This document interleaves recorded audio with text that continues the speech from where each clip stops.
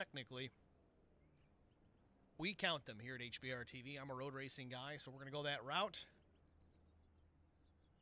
So 11-turn road course, and let's take a look at our starting grid here from Watkins Glen International on the pole position with a lap time of 1 minute 12.416 seconds.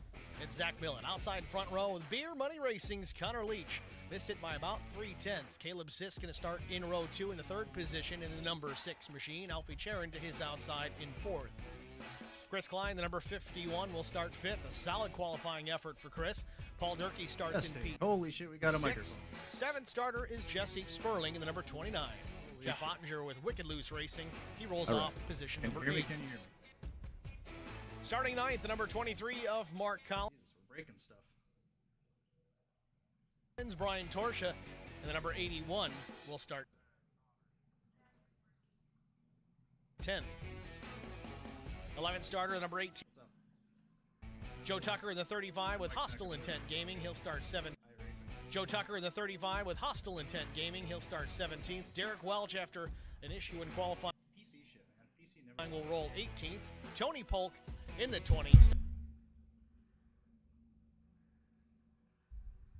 Starts 19th. Skylar Harrod, another Skunk Works driver, and the number 3 will start 20th. D. Allen Grote, the number 14, 21st. Russ Kilgore in the number 7 will start 22nd. Brandon Coleman, shotgun on the field, starting 23rd. Your starting grid here from Watkins Glen International Field lined up, getting ready to get going here, and they do pull away from the grid. Yeah, Thursday would be cool, dude. Thursday would be awesome. One pace lap. Looking forward to that. Take a little bit of time. I like LSR because they don't play off crap. Look at the race info once again. Yep. 45 laps. It's half distance of a Cup race. 90 laps typically is what you see the NASCAR Cup Series run here at Watkins Glen. It's roughly 220.5 miles at that distance, so 110, we'll say, is the mileage for this afternoon's race. Yeah, hell yeah. Yeah, there's a lot of people now. Again, taking a second look at the point standings coming into tonight. Zach Millen on top. Caleb Sisk is second. Jesse Redding in third. Alfie Charon fourth. Derek Welch fifth. Chris Klein, PJ Cox, Brandon Coleman, Jesse Sperling, Brian Torsha rounding out the top 10.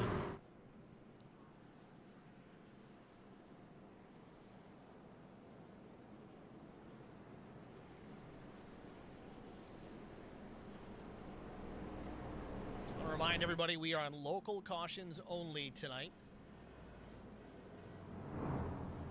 What does local yellow mean? All right, we'll tell you.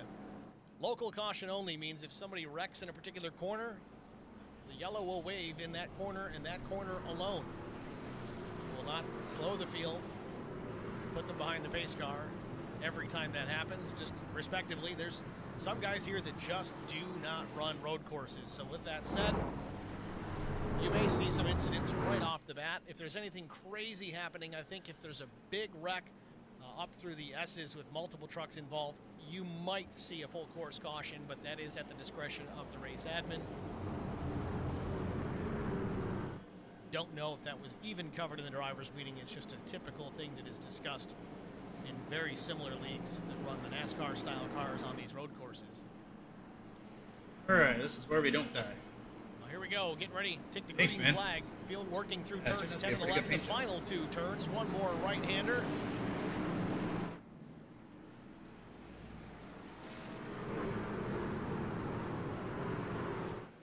Barney with the green in hand, and it waves, and we're underway from the Glen.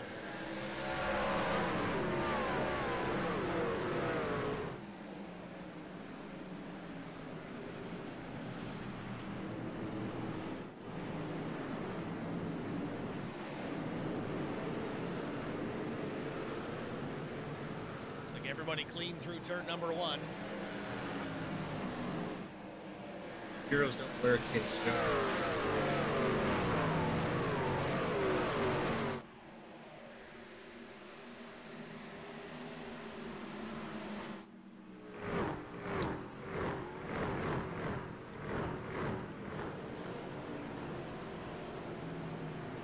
Oh, we got trouble. The 19 of Brandon Coleman's around on entry to the bus stop. Don't know if he got a piece of the Armco or not, but he continues on. Well, Zach Millet down the short chute between the carousel and turn 10.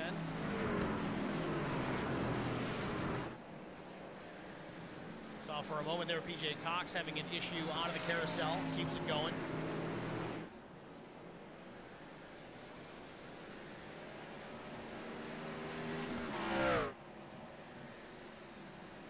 Lap 1 in the books. Zach Millet leads it, maintaining a 1.1 second advantage back to Connor Leach. Leach tries it deep in entry to turn 1. It's kind of the opposite of what we typically see. You saw that time really come down, the gap between Millet and Leach. But on exit up through the S's, Millet drives away, puts another 2/10 on the 71.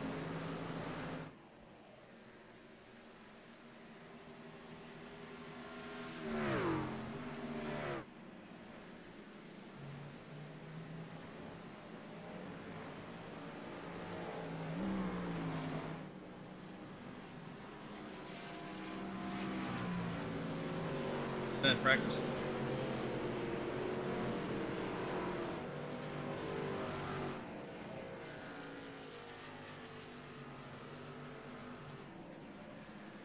Field working back into turns 10, then 11.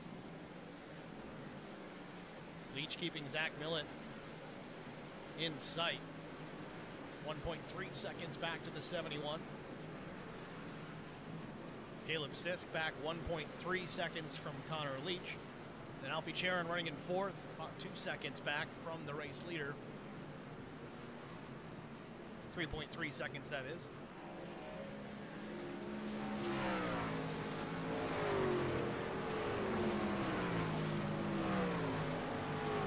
Top 6 are all in the positions that they started the race in.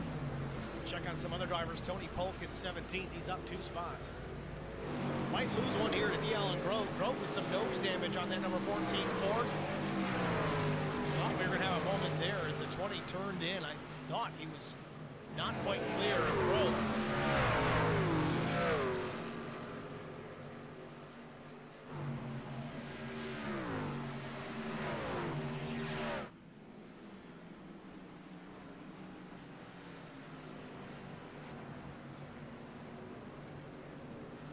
Tony Polk maintaining his position ahead of Grote. Grote seems a little bit faster. Oh, and he dives into the bottom of the carousel and takes the spot. Not a place you typically see the passing happening. I told you Grote makes it in the worse. carousel I'd not downshift Skylar after Harrod's way going to too take laps. advantage as well. He's going to go around the outside here. Actually helping me slow down. I've done it every lap Joe so far. Tucker in behind the two of them.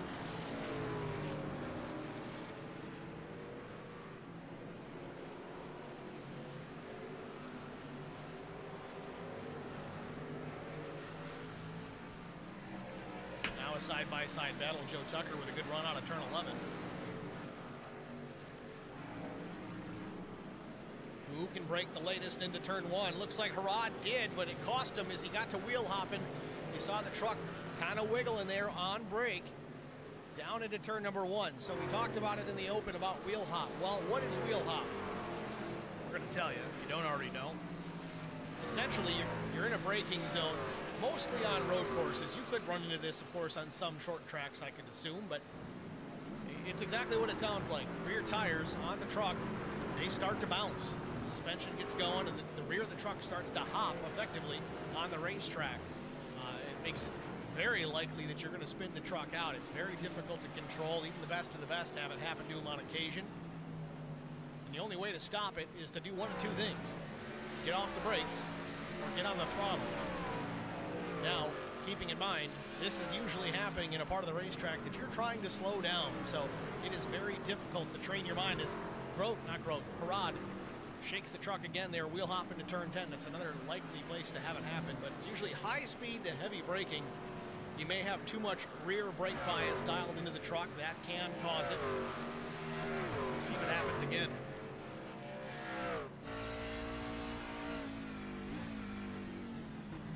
Yep, there it is. And around he goes.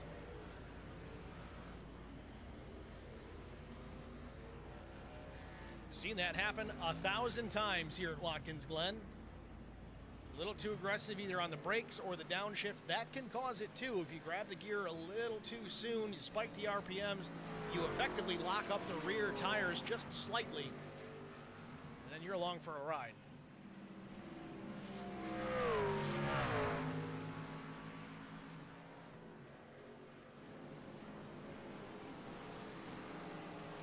DL and Grote moving towards the front. He's up 7 positions.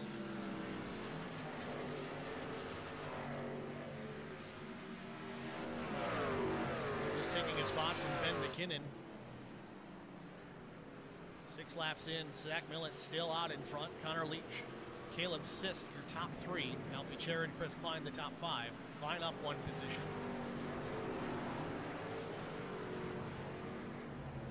Couple of chatters in the stream chat. Chris Gones says it should be a good one to watch tonight. Let's hope. Sometimes they're not.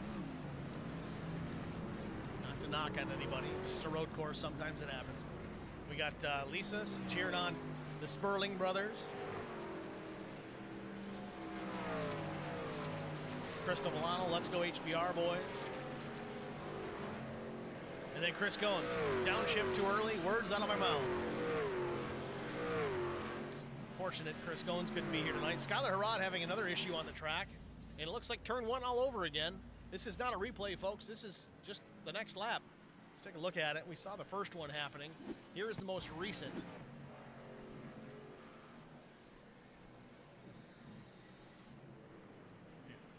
Same thing. Too much rear brake and then an overcorrection. This time he might get a piece of that tire pack. No, he doesn't. So that's the first, I'm sorry, this is the most recent spin by the 3, and then let's watch the previous lap.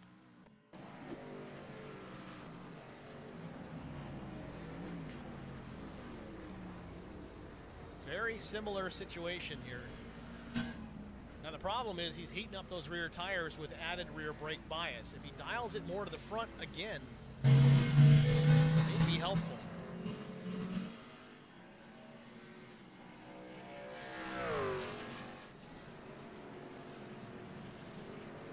Joe Tucker and D. Allen Grote and Jesse Redding all battling for position here. Redding to the inside up through turn 2 in the S's.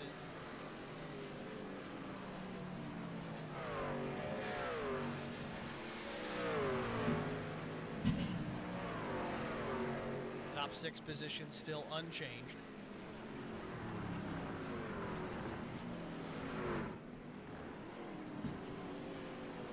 Darth Gutierrez. Tires are definitely starting to feel the pain. Chris Gones says tires heat up too, extra slick. I know there's a bit of a delay here, Gones, but it's like you're reading my mind, man. Or I'm reading yours. I'm not sure which way the delay goes. Either way, points made. Redding maintaining his position now in front of D. Allen Grote.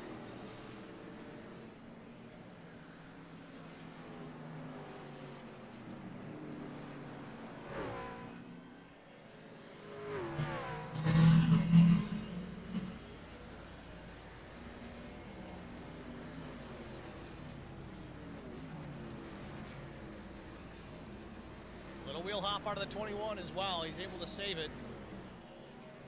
Now, the thing is, you see here in turn 1 at Watkins Glen, back in the day, that was not pavement. That was all grass, and then they switched over to the kitty litter, the gravel, the pea gravel that they would throw down there. Then they got rid of that entirely and said, you know what, we're just going to pave it.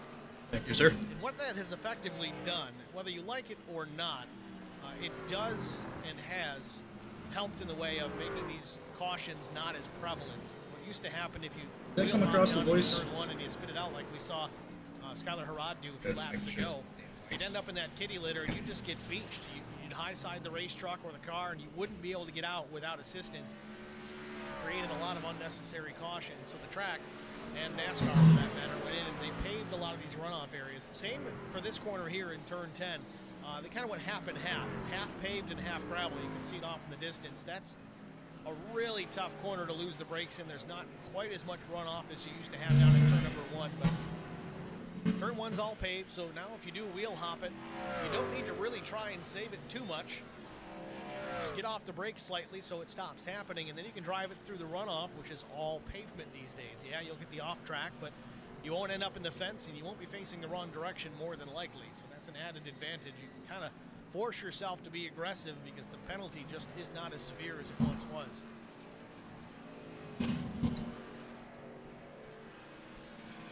Scott Milner in the pits here. I don't know if this is Thank you, Mark. An early stop.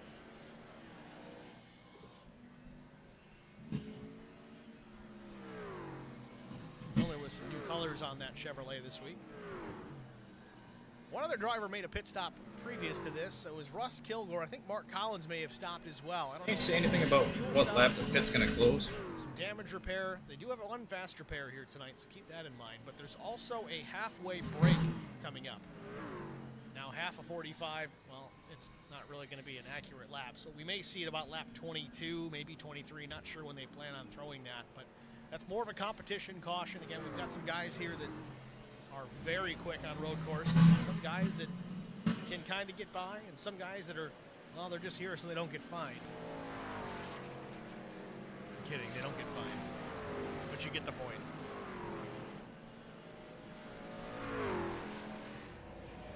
Oh, Jesse Reddick wheel hop again down into turn number 1. Still manages to hang on. I did find over the course of a long run, you did have to play with brake bias to keep things consistent. Tony Polk awful slow on the front stretch, though. Russ Kilgore got right up into the tailgate of that Ford. Absolutely, sir. I didn't think I'd like the colors as much as I do, but it turned out pretty good.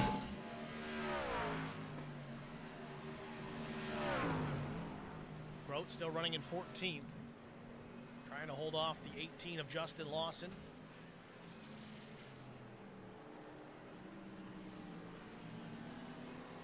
Been a little bit since we checked on Zach Millett. Still out in front.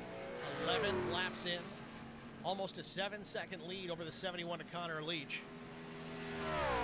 Millett just getting into the bus stop. Leach just getting to the back straightaway. So that's quite the deficit to this point. Again, it's not over. Don't turn this thing off just because, oh, Millett's got it locked up. He certainly does not. You got to run all these laps. You don't ever take those hats to victory lane before the checkered flag waves. Handling beautifully right now. Again, we do have a halfway break too, which is going to get everybody caught back up. We got to get clean pit stops. Skylar Harrod might have recently just had another issue. Seems okay at the moment. Let's see if we can find it here for you. And let me guess, it's going to be turn 1 all over again. Yep, there it is. Just breaks loose. Good of him there. So Thanks, lap Russ. 5, lap 6, and now lap 9. Thanks, Russ. Wheel hops it, spins it out. Again, it's so easy to do. Now, I just kind of wonder if Skylar's got a button map for his brake bias, because if he starts pushing that towards the nose of the truck instead of the rear, that will help significantly. May not be quite as fast, but he's still wheel hopping. You see he had to correct there again. Almost opposite lock, trying to keep her straight.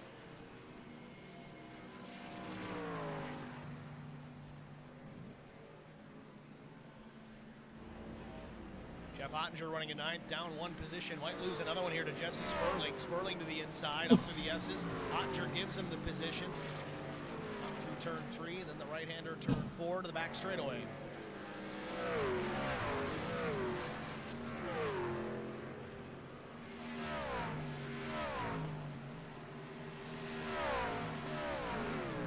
Thank you, sir.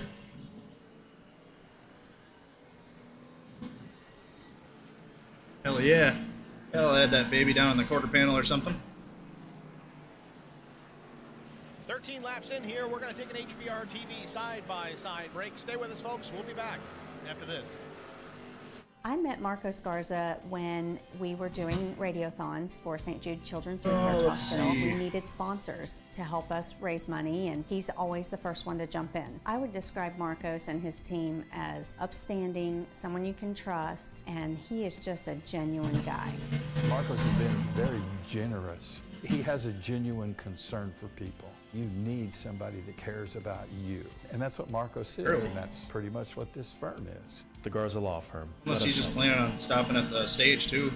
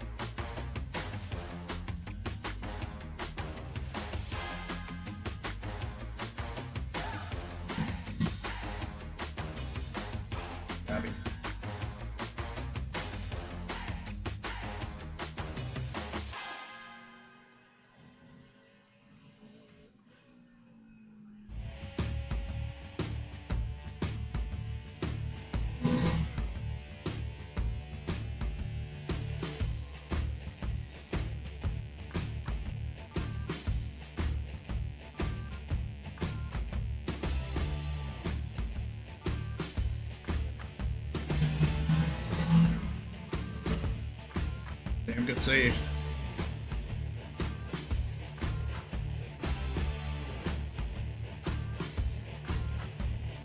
I mean, I think I'm just gonna hit before the end of the stage and hopefully have enough ground to stay out front.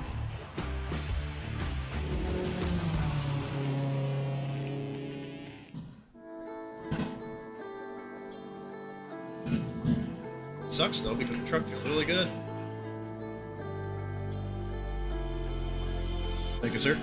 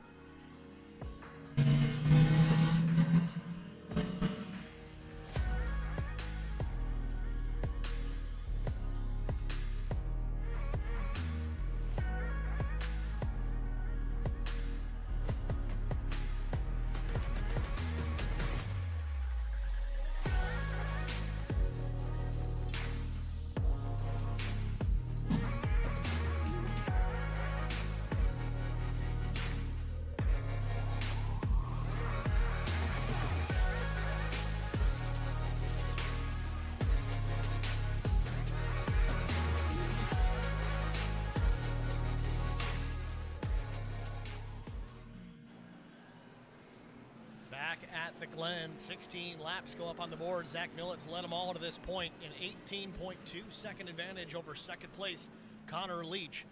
While we were in the break, you saw some drivers opting to hit pit lane a touch early, Caleb Sisk being one of them. Looks like Connor Leach might be doing the same. No, we got a battle for the second spot. Alfie Chair into the inside of the 71 down into turn number 1. We'll continue to watch this battle up through the S's. Alfie gets clear, Connor comes back in behind. It's one thing that you will see here on a road course with a planned caution. Some drivers opting to work some strategy here tonight. Caleb Sisk, one of those drivers. Chris Klein, Paul Durkee, Jeff Ottinger, Mark Collins, and others opting to hit pit lane here before our break. They may need to come down and pit during the break to top off for fuel when they won't have the added time expense in changing tires. It looks like they may have taken tires on that stop. I know Caleb's stop was a 1472. Not the best of years, but certainly plenty of time to change 4 tires and get some fuel in it.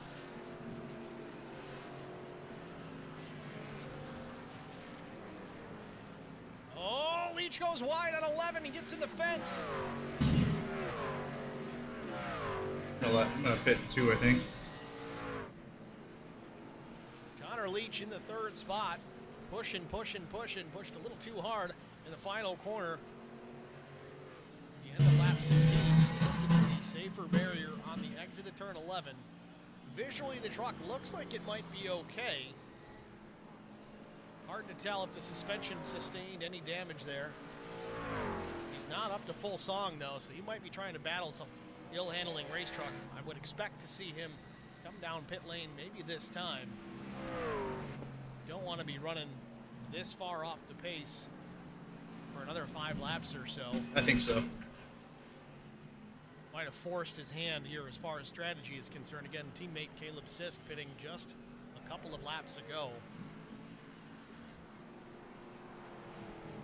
Yeah, Leach way off the pace.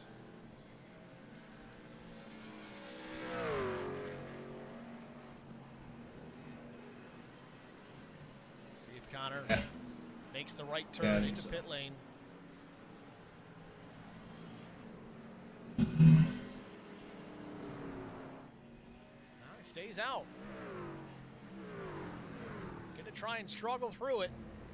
He's got the track position, and again, knowing the caution's coming, maybe he'll just sacrifice the first half of this race, regroup, change the tires, and get back after it.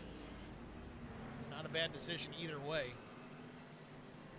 Got to give a call here to Derek Welch. Even prior to the pit stops, we saw him making his way back through the field. Remember, I can stretch it one more lap here. I'm going to try. Got into the Armco very hard up through the S's. Wasn't able to get a lap in. Started about 18th here. He's running in the 4th position now. Again, some pit stops are causing this to be cycling through, but he had made up 11 spots prior to that happening. So Derek Welch, not a huge fan of road racing, but certainly has put the work in. Watched Derek improve over the last year or so, his road racing skills.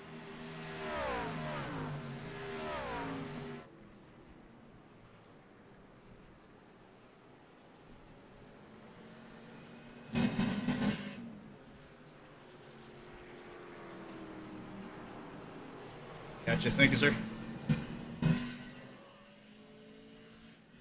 See how wide the drivers take that final sweeping carousel corner. Now through turn 10. I stayed out. Direction back to the right. Turn 11, the final corner. It's a tricky corner. It looks pretty straightforward, but it's not. Maybe it's not just for me. I love this place. I usually run pretty well here, but over the years, I've still not been able to perform very well in that final corner. Ryan Torsha in trouble. Still trying to gather it up. Oh, he's in traffic. Almost gets clipped. Justin Lawson going by. Don't worry about it, Jesse. I'm pitting this lap, all right? So Torch is just going to try and drive to the pit lane here. See what happened first. This is through turn 10. Looks okay there. Just snapped loose on him. I don't know if he lost a left rear tire. Gets the fence just a bit and then puts the power down too hard again. Spins it around. This is where he almost gets nailed. Jesse Redding getting by. Really easy to speed when you get to the top of this hill, too. Be careful. Watch it again here from the blimp. Decent turn 10. To me, that looks like he grabbed a gear that he wasn't planning on grabbing. I've done it too. Just locks up the rear tires and around you go, and then here it just insult to injury. Speaking of the Sperlings, Lisa says, just crossed for 21, Derek. Go Vickers. What am I missing? Oh, I get it. That's right. I remember. Vickers on the hood of the Chevy Silverado, the number 29 at Chevy. So we are approaching our halfway break, and some more drivers opting for pit lane, including race leader Zach Millett. Jesse Redding as well. Jesse's in 8th, but just ahead of the race leader right now. Laps on his tires, too. Oh, actually, he didn't pit yet. Imagine the prescription here is going to be 4 tires and Sunoco Racing fuel for Zach Millett. And Zach sporting the new colors this week, the Beatles custom car carriers on the hood. Why is it convenient? Nice pit board as well.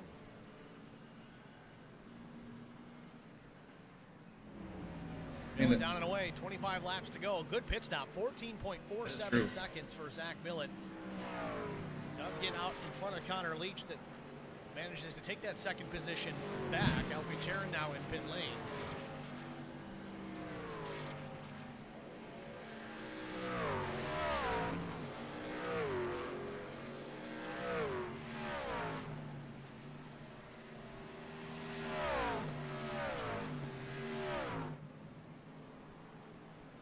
Through that cycle, though, Millett had a pretty sizable advantage over second place. Now it's about half of that, 5.4 seconds. It's still nothing to shake a stick at.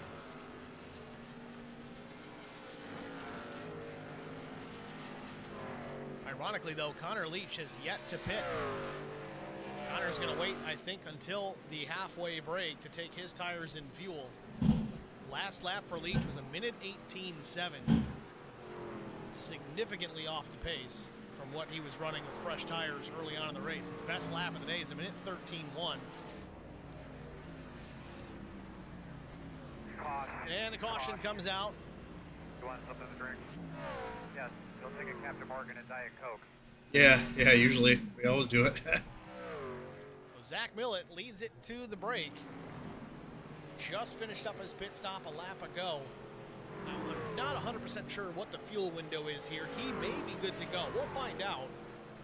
We'll see if Zach comes down the pit road here for at least fuel when the pit lane opens up. Or if he stays out on the racetrack, he might be good to go. Remember, his pit stop coming at lap 20.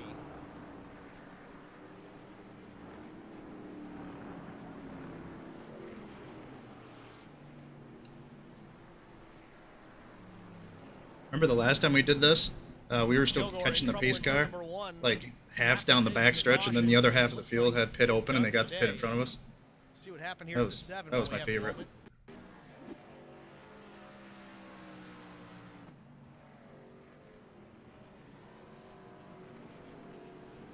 Oh, I don't know if he forgot to hit the brakes, missed the pedal, but either way, he drives it straight into the tire pack. His day is done.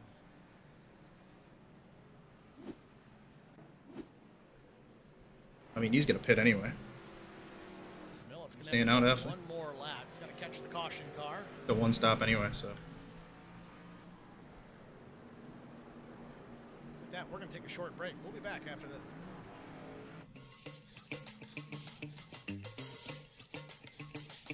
That's true, too.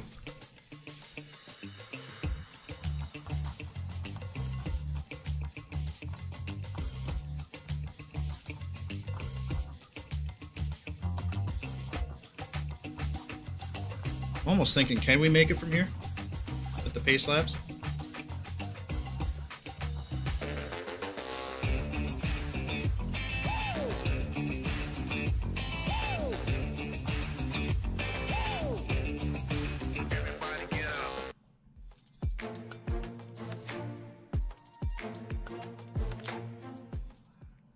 No cautions.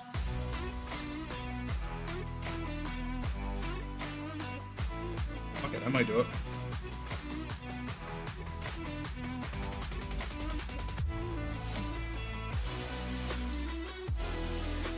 Yep, I'm in.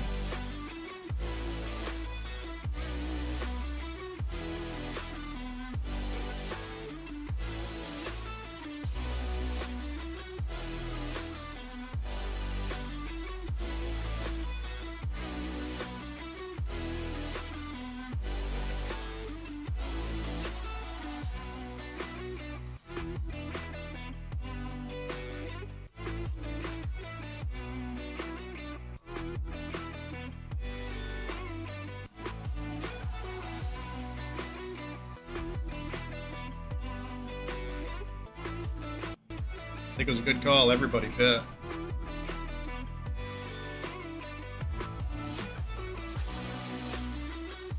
Back at Watkins Glen, Zach Millett is going to come down pit lane here, likely just to top off. Connor Leach, Caleb Sisk, Alfie Charon, Chris Klein, Paul Durkee, Jesse Sperling, PJ Cox, all on pit road. So is Jeff Ottinger, Joe Tucker, Justin Lawson. Oh, really? See, Connor Leach, I don't know if he's trying to make up extra ground or if Millett got on the brakes a little too hard, but it forced the 71 to lock him up on entry to avoid contact with the 315. Dude, it's easy to get penalty here, man. That hill kills me. Fuel only for Millett. I was pretty close to getting one, too. Now, meanwhile, we were talking about Derek Welch having a strong run. He is now listed back in the 20th position. He is still sitting on pit lane and has been there for quite some time. It looked like he may have run out of fuel after the caution flag had waved. Went out of the carousel. Came to a stop in the S's and has not rejoined the race since. Well, you can, boys. Again, as we mentioned, Derek Welch battling the flu, so that may have caused his early exit here tonight. Tough break for the one machine as he was having a strong run. Gotta be speed. Mark Collins just leaving the pits.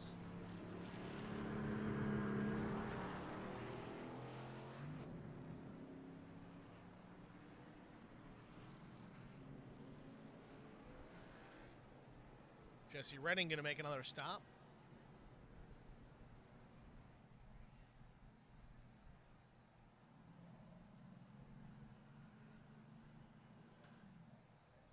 Could be tight. If you save.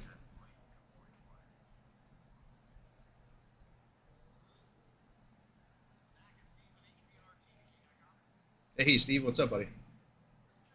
Just topping off for fuel. Jesse Redding going to rejoin the field here. Pace truck has picked up the field here through turn 10. Lights are still on, so we got at least one more lap before we go back to green. And I'm telling you, it's going to be really, really close. I'm doing everything I can to save every little bit of fuel right now. We didn't plan on this. We didn't plan on the caution laps, you know. So we're going to see if we can make it. We're going to try like hell. We got to keep pace to stay ahead of these guys too at the same time. So it's going to be a challenge, man.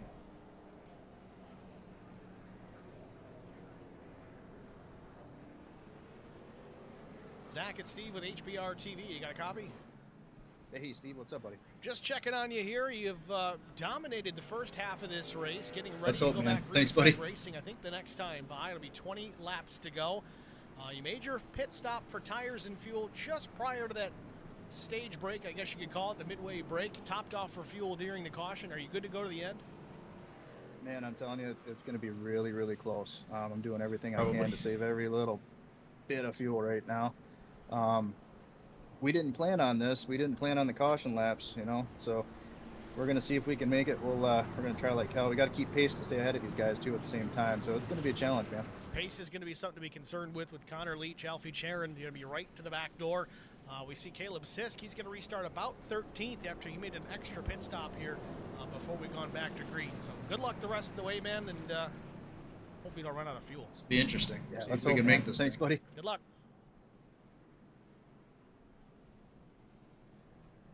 That was Zach Millett, your race leader in the 3:15. He's led every lap to this point.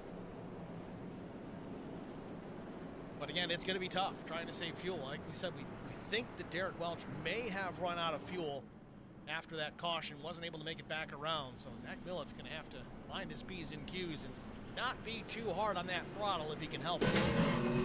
But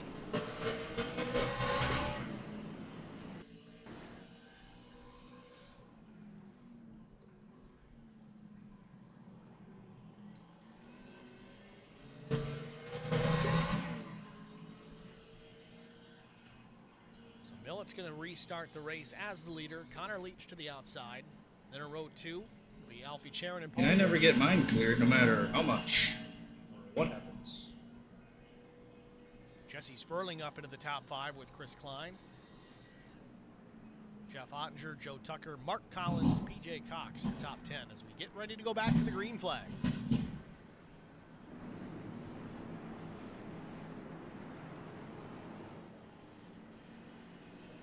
Green flag. Good reaction time out of Connor Leach. Maintains right next to the 315 as they barrel down into turn number 1. Who'll be late to the brakes? They're pretty even on entry, but Millett has the preferred lane. Not going to have as much of a run out of the corner, but he's got the inside lane into the S's in turn 2. Can they go side by side? It'll be the advantage for Connor Leach up into turn 3, but he lets off. Tucks back in behind. Millett back to the point, clear by a truck leg.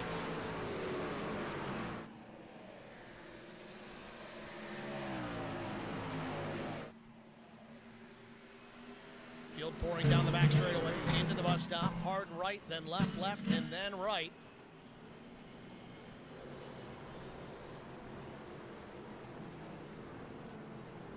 Everybody through it cleanly. I can tell it's 83 degrees. Holy shit. Oh, Leach real wide off the carousel. Almost spins the truck, saves it. Granted, we've seen him almost every corner of this race, but that truck just hung out. And we talked about that early on in the race. You got to take care of those rear tires. The unfortunate part about the aggressiveness out of Connor Leach is he is very fast everywhere we go, but you got to be fast, but you got to be conservative at the same time. Got to take care of the rear tires on that truck. You saw him fade at the end of that initial run. Alfie Charon was able to reel him in and take the spot. And then about a lap later, Leach got into the barrier in turn 11. I can never do that. Okay. If I mic up and tell anybody about it, I crash. Alfie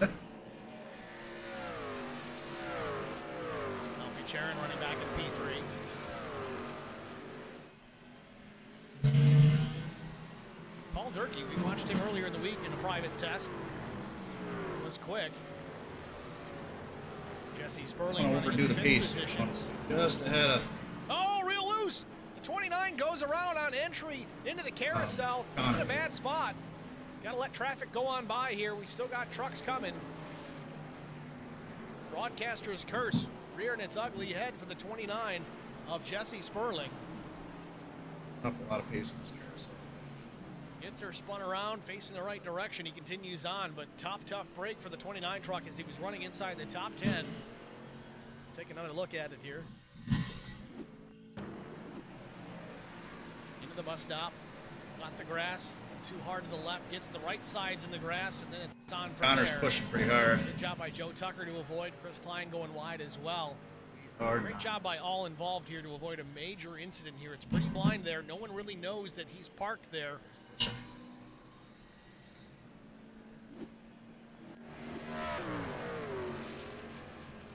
Tough break. Sperling went from 5th to 14th. Got 18 laps to go.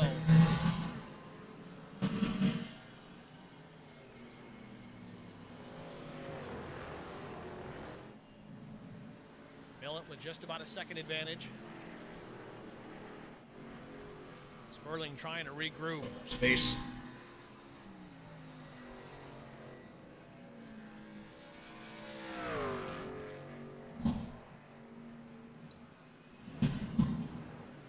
Tony Polk with some pretty significant damage on his machine. Very reduced pace. There's some significant damage there. Something definitely happened. Let's see if I can find this here. Tony Polk, the 20 machine. This was turn 10. Just about a lap ago. Oh, he just comes up in front of DL and Grote. Luckily, Grote might have got by here without incident.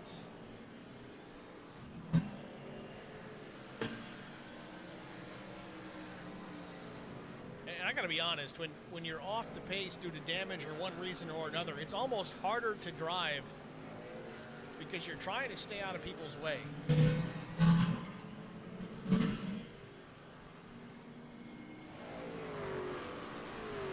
trying to see what happened here in the 20, caused the damage that he had. So far, it says I'm a lap and a half to the good. Oh, there he goes. There it is. Got crossed up in the S's, turn 4. Gets into the Armco, very similar to what we saw racing, so it's going to be a little less than that. I don't trust either one of them, so. Polk ends up in pit lane here. Either done for the day or trying to get it repaired. I think he's already used one fast repair.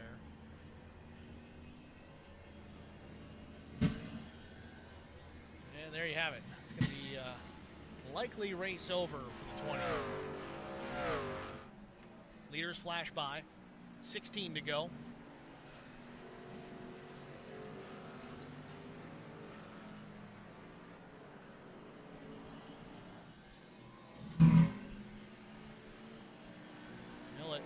Slowly but surely stretching out his advantage. That said, his last lap, I know he talked about being conservative and trying to save his fuel the best that he can, but his last lap was 1:12.61 seconds. His fastest lap of the day is 1:12.48. So he's moving. That wasn't being conservative at all. Now, track temperature may have changed a bit. Let's take a look at that. In fact, it is down considerably. 84-degree track temp. We're up in the mid-90s early on.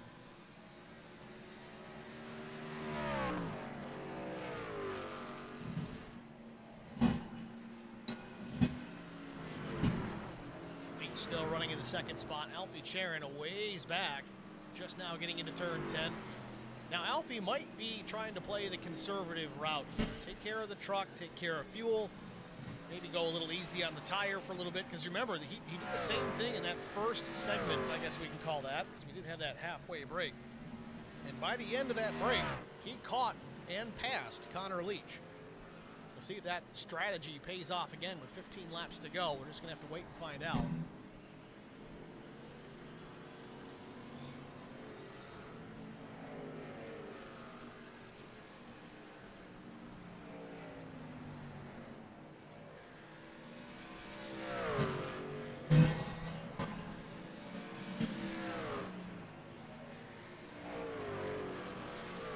Torsha, number 81 running still back in the 15th spot. Started 10th here today. Jeff Ottinger in the 11th. To touch on Brian Torsha again, had a solid qualifying run, 10th position. It's one thing to be quick for a lap or two on these road courses, not just Watkins Glen, anywhere for that matter. That is something that can be taught. Definitely is. Jesse Redding, I think, in trouble. Where did he go? There he is.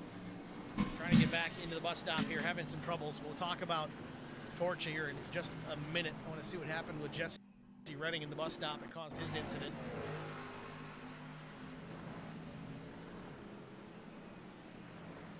Oh, a little too much turn in. I think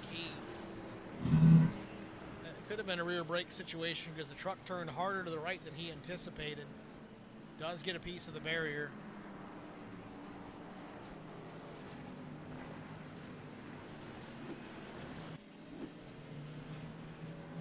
So back to Torch. Again, a solid qualifying effort. Repeatability is the name of the game, though, when it comes to road racing. You've got to be able to put up consistent laps after lap after lap after lap after lap all the way through. You're constantly monitoring the handling conditions, track temperature, brake bias, all that stuff plays a factor in being consistent. Every single lap usually will feel different from the next, but if you get the time in, you practice, you hone the craft, even though every lap may feel different, the lap time should be pretty consistent each time. As Ottinger in trouble into the carousel, Torch has to go around on the outside. Everybody keeps it going straight.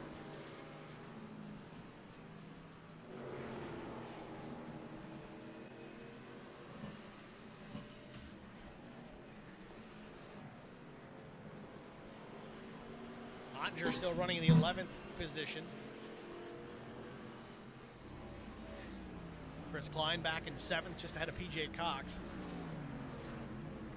Hard braking down into turn 1, the Beaver Direct Toyota, the number 51 there. Fresh new paint scheme, last handful of races for Chris Klein. It's been good luck for him. He's got a couple of wins. Some podium finishes for the 51. Paul Durkee is strong, top 5 so far in the 4th spot. Joe Tucker. Speaking of Joe Tucker and guys having a strong run this afternoon, Joe started back in 17th here this afternoon, quietly making his way through the field. The truck is very clean.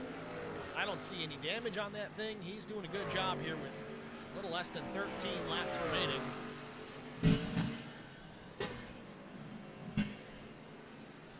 Joe, no stranger to road racing. He first started talking to Joe Tucker. He was running GTE cars, running some endurance racing. Spent some time over at PFR SimSport in the Lone Star Racing road course or GT3 series, sports car series. Not afraid to drive anything. Want to be sure I can make it. 13 truck, time to get aggressive. Tough place to get it done, but he gets it done. Move Joe Tucker into the 4th spot. Paul Durkee back to 5th.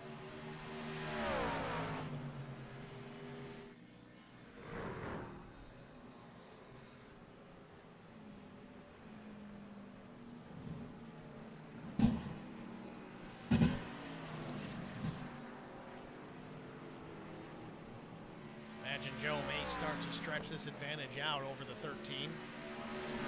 Durkee may battle back. Interestingly, well, Tucker may have made an extra pit stop.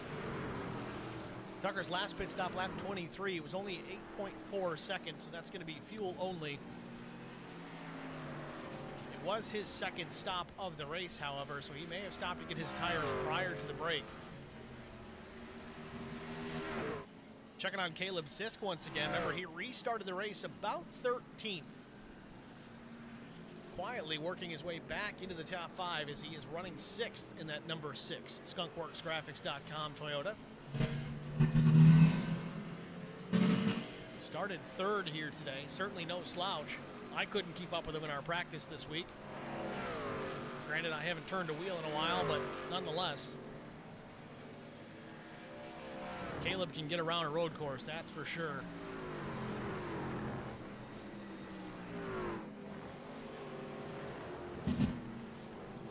Super smooth through the bus stop.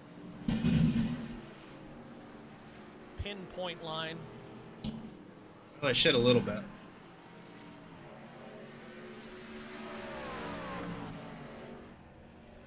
Let's go on board and ride with Zach Millett. Take a lap around Watkins Glen with the 315.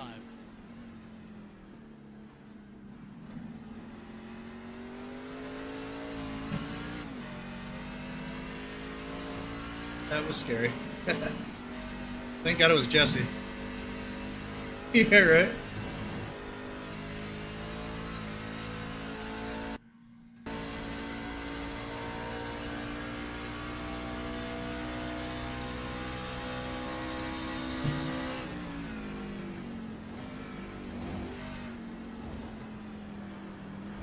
Whoa, Jesse Redding having trouble in front of the leader. Millett careful to get through. Now you hear him coasting through the carousel. Definitely concerned about fuel now. I gave Connor half a second there. Short shifting.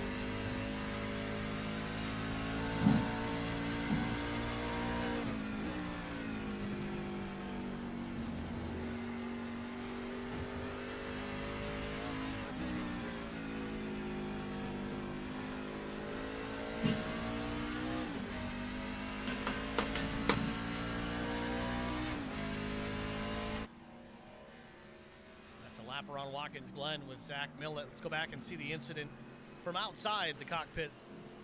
Jesse Redding in the bus stop having a trouble on the exit. Let's see it again here. Again, I think he just locked up the rears, little wheel hop on entry. Did a good job trying to hang on to it.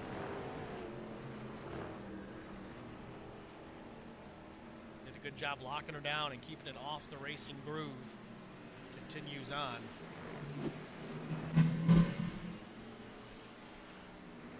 9 laps to go for Zach Millett, maintaining a 2.8-second advantage over Connor Leach.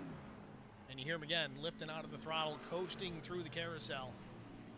It's not a bad spot to do it if you're going to do it in a corner. A lot of guys will do the lift and coast. Obviously, he's doing that in the corner, but another method is to let off way early before you get into your typical braking zone. Let the truck roll and just coast with your foot on the clutch. So you're slowly shedding speed, but you're doing it off throttle, which means you can carry the truck deeper into the braking zone. You can brake later. Guys that are really good at it, they can do that lift and coast, brake a lot later than they had been all day, not lose any lap time while they do it. So you can save fuel and still be fast. A little harder to do that on an oval, though not impossible. A place like Watkins Glen or the road courses in general, you've got just more opportunities to do that.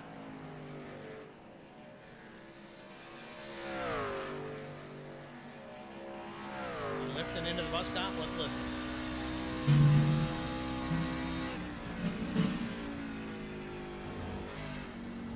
He is only grabbing one gear.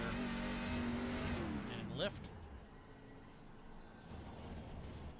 Now he's still running about 3.5 tenths a lap faster than Connor Leach while he continues to save. Now we'll go on board with Connor and see what he's doing. Short shifting as well. Thank you, sir.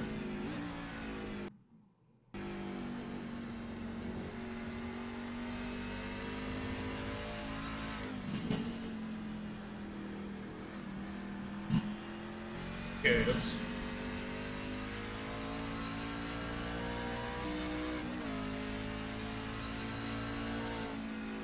Okay.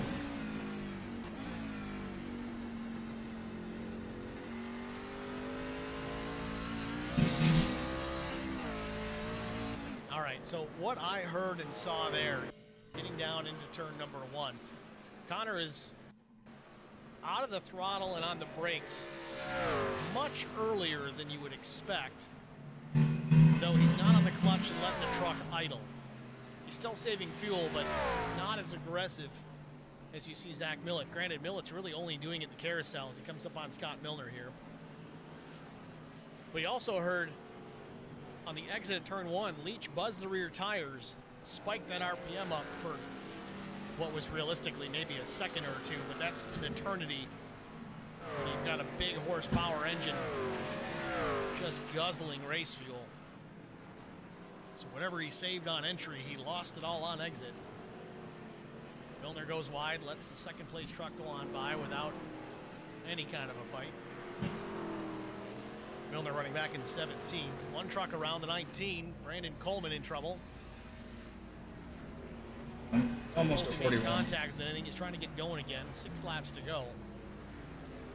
Let's get a replay of it. We got it here. Let's back it up further because this problem started, I think, in turn 10, or at least the exit of 10. Dirt tracking it on exit, trying to straighten it out. Dirt tracking it on entry. Dirt tracking it in the middle. And that's the truck saying, I've had enough of that. Or at least the rear tires, not happy. Now, the bigger problem for Coleman is it's going to take a lap or two for those rear tires to settle down and cool off enough that it's drivable again. See how he gets into the bus stop here. Sperling closing back in. Yeah, you see he's off pace. He can't keep the truck straight. The rear tires are melting. It's like being on ice. Or he's just doing it on purpose. I don't know. Sometimes guys just say, you know what? I can't do this. I'm just going to drift everywhere since no caution coming out. And here's Coleman backwards the wrong direction, and he goes straight to pit lane. He's had enough. Race leaders once again, Millett and Connor Leach. Leach 2.6 seconds back. 5 laps to go.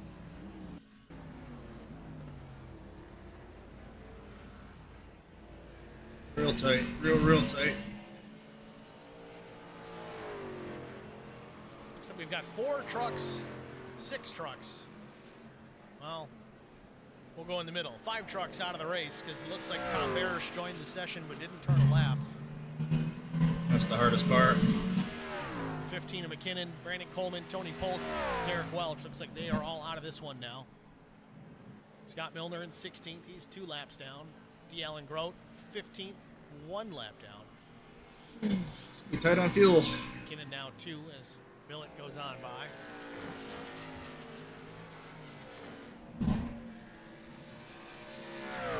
First truck 1 lap down. It's a 29 of Jesse Sperling.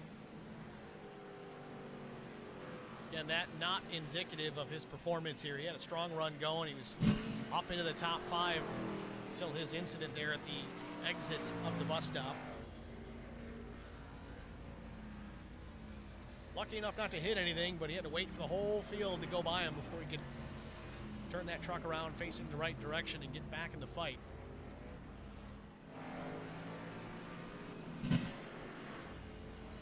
Next driver to pass for Sperling is Jeff Ottinger, at least for position, and he's about 31 seconds ahead of the 29 truck. So nothing really significant happens here. It looks like Sperling's going to finish in about the 12th spot. Milner just ahead here. He's not on the same lap.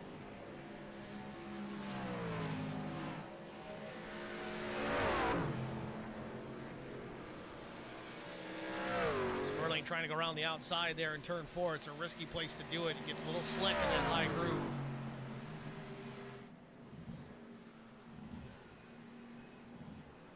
It's a shame. Sperling looks real solid through here. Just a one simple mistake, and that's all it took. Meanwhile, Chris Klein in the pits. He's going to put some tires on here late. This might be a position here for Jesse Sperling. Klein might be on the lead lap, though. He is, so that's not going to help him much. Or is it? No, Klein's not on the lead lap, so Sperling could catch him. To see where he cycles back out.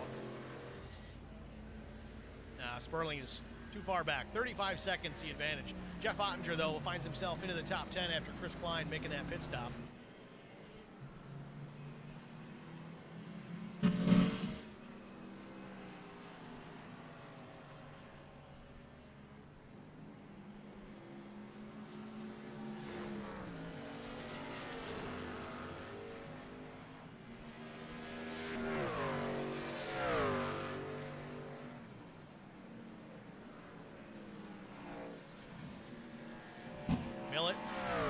maintaining a distance of about 2.8 seconds back to Connor Leach. There'll be 2 laps to go when he gets back to start-finish. Now the question remains, because we do not have any cautions to be concerned with. Does Zach Millett have enough to make it to the end here? He was concerned about it when we talked to him prior to the restart.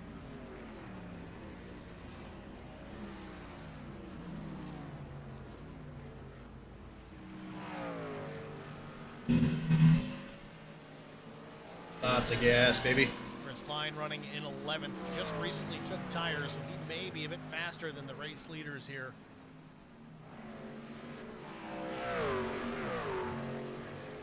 Got an extra lap of fuel there.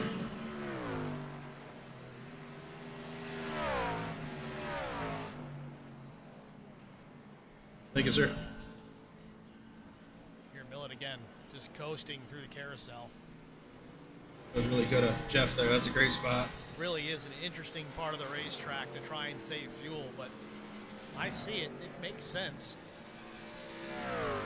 It is slightly downhill there until you get out of the corner and head down the long straight, so it does have the advantage of at least letting you carry some of that speed and not let the drag of the race truck slow you down.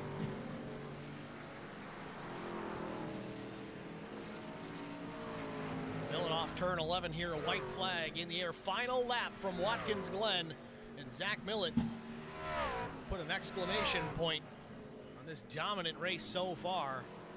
Does he have enough to make it back around 2.45 miles at Watkins Glen International? Does not need to push too hard. He's enjoying 3 seconds of an advantage over the 71 of Leach. Good stuff. Giving way to the leader. Zach Millett down the back straightaway one final time in the Beatles Custom Car Carriers 315. Millett was how'd you do on gas, Connor? Session. Fastest in qualifying, fastest in the race so far here tonight. He's led every lap to this point, looking to cap it off with a checkered flag.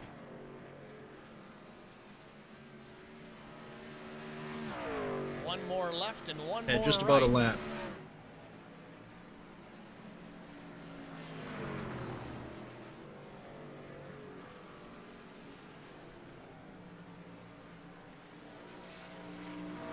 Checkered flag in the air. Final straightaway for Zach Millett. He's going to cross the stripe and take the win here at Watkins Glen.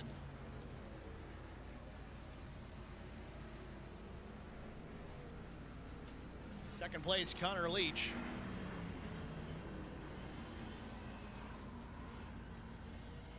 And Caleb Sisk might have got Alfie Chair in the last lap. Let's see what happened here with Alfie. Something may have gone down here. Yes, there was a battle between the 9 and the 6. You've said that a few times this season. Oh, Caleb just got loose. Turned right into the left rear of the 9. This was on the final lap after they took the white.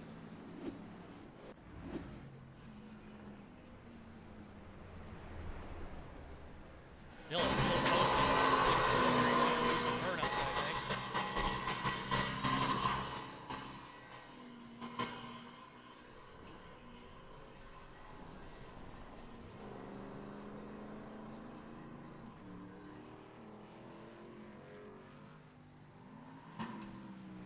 Got to give credit to Caleb Sisk battling back. Granted, there was some contact with Alfie Charon, but I don't know. He might have had him, he might not. Who knows? But either way, even if Alfie or if Caleb finished 4th, it would have been a strong finish given that he restarted 13th.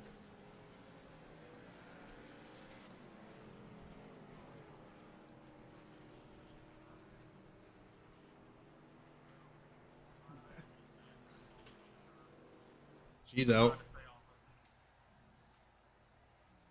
Good stuff. Oof, man.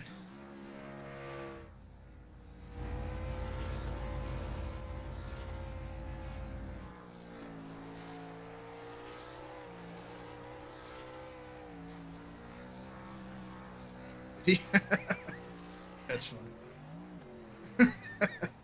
That's sick. Very happy Zach Millett here on the front stretch at Watkins Glen. Hopefully, this mic. I'll be back, boys.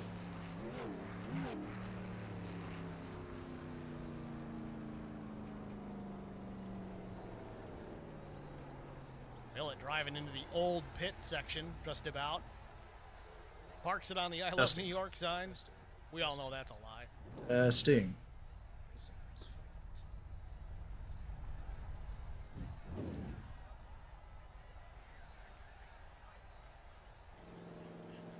So with that, we're going to step aside, get a break out of the I didn't even hear it. I didn't even hear what was said. What did he say?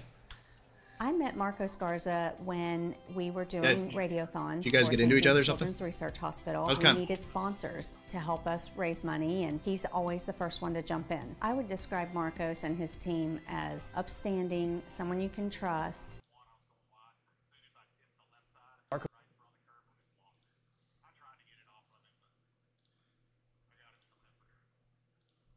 I was kind of in tunnel vision there.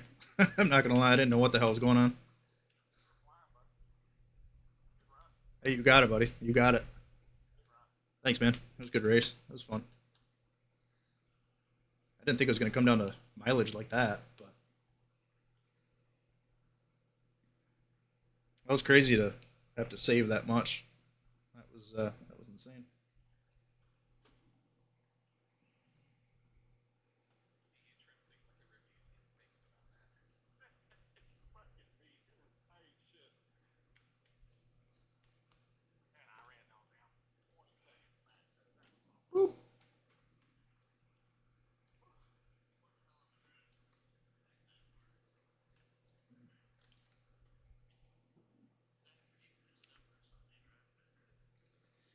Yeah, I was saving like a motherfucker.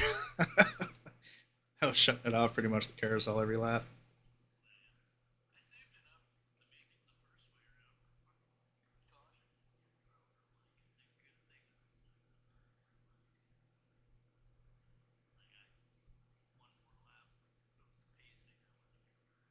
That bit us the last time we ran here, I think last year.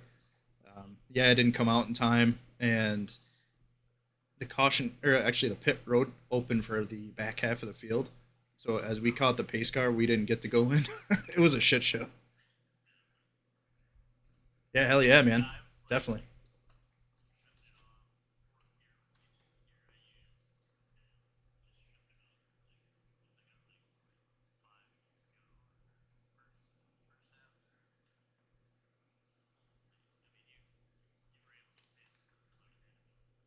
Yeah, I saw you hit some 15s there. I'm like, I know what he's doing.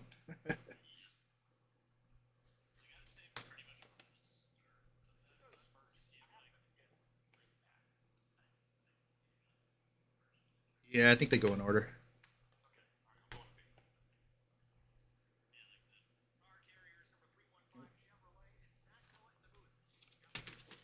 Hey, Steve, got a copy.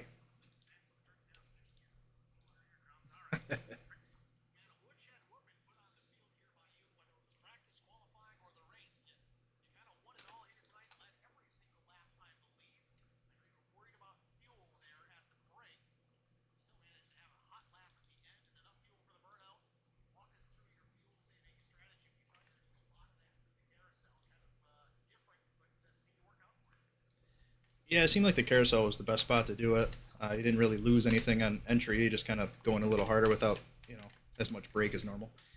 But I didn't think this race was going to be a fuel mileage race, Steve, at all. I kind of thought we'd be, pitting halfway and just be done with it, just full bore, full pace the entire time. And this was a complete surprise. So from the caution lap, the final lap, shutting the truck off every second to the last, I'd say, 10 laps.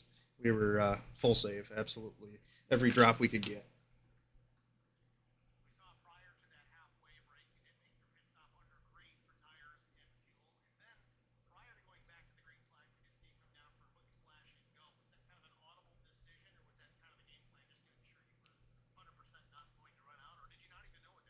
That was like a turn 10 decision. it was very much last second. Me and the HBR guys were kind of talking it over, and again, we didn't expect this at all, so it was kind of a left field thing. And from when that caution came out to when we were going to go back green, it was going to be awfully close. So Apparently, all us HBR guys are pretty horrible at math, but it kind of worked out. So instead of driving and test driving next week, maybe we should start running some numbers in our heads and get better at that.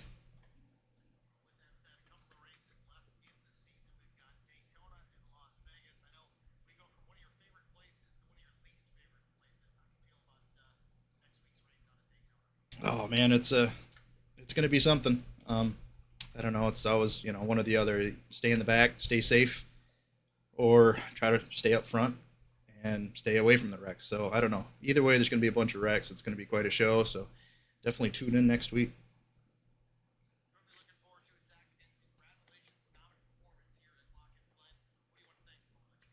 I got to thank you, Steve, HBR TV, for the broadcast.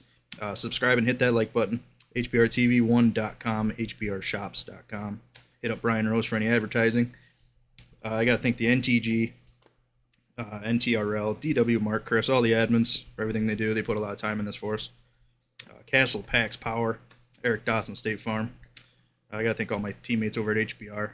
It's a great bunch of guys to race with every week. Look forward to it. Big thanks to Beatles Custom Car Carriers on Facebook. He sponsored this race. He ended up having to work last second. It sucks that he couldn't make it. He was looking forward to it. But if you're into die-cast tractor trailers, car carriers, check him out on Facebook. It's Beatles Custom Car Carriers. And big thanks to everybody out there watching. And shoot me a follow over on Twitch and YouTube at That Is For You.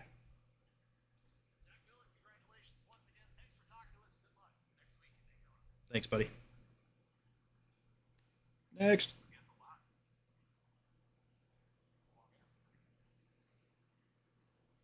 Yeah, I tried to rifle it off as quick as I could. Thanks, man. It was a fun race. Good drive coming back up through.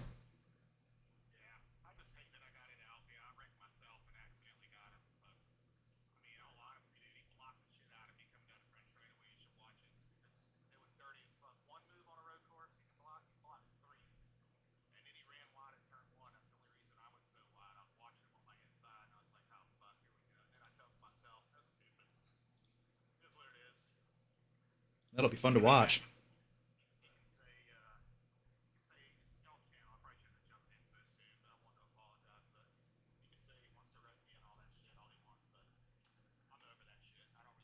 Nah. It's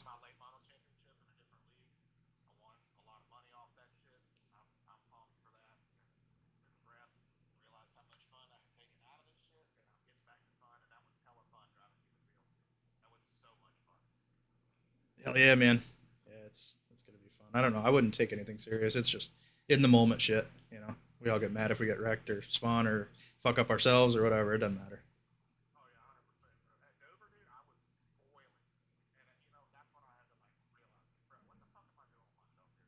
Yeah. Right.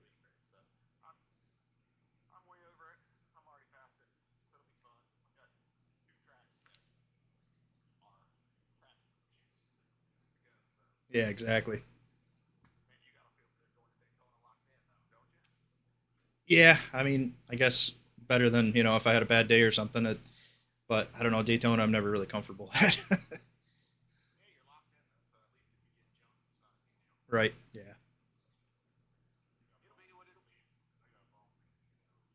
Uh oh. What'd you do?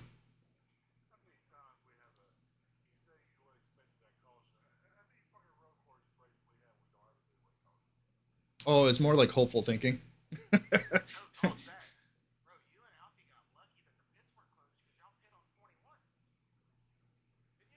I came in. Yeah, I came in on 20.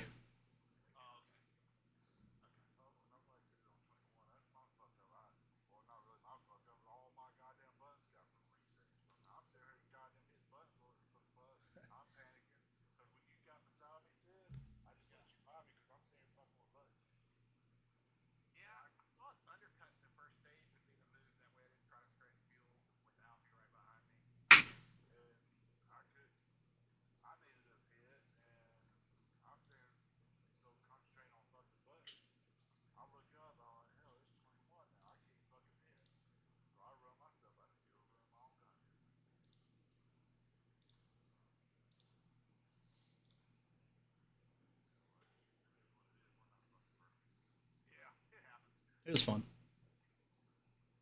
Yeah, I could put something special on the spoilers.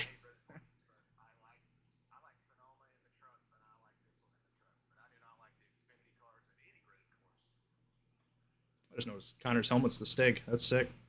That's badass. Yeah, I'm ready for a nap.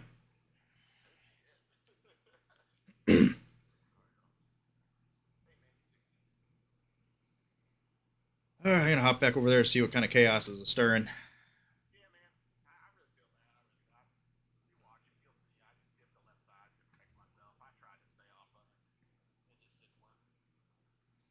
Is what it is, you know? Yeah. All right, we'll catch you later, buddy.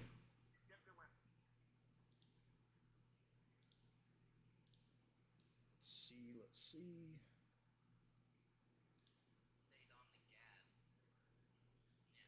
Ooh, look at that. All right, guys, that is. Sorry if I'm screaming in this thing. This thing is all messed up. See, I'm bouncing mostly into the yellow, which is good, but some of the red too. This thing, I don't know what happened, man. It was everything's perfect. You hit that, start streaming, and everything frigs up. Never fails. So I'm glad we got it going. But we've got a race tomorrow night. We've got the late model stocks, which is the NTRL again. So we'll see. We won last week. We'll see if we can keep that going. Then after that, Thursday night, it is the beginning of LSR Cup. So that'll be cool. That's always fun to race with those guys. So we'll catch you again tomorrow. Blink of an eye. We'll be back. See you.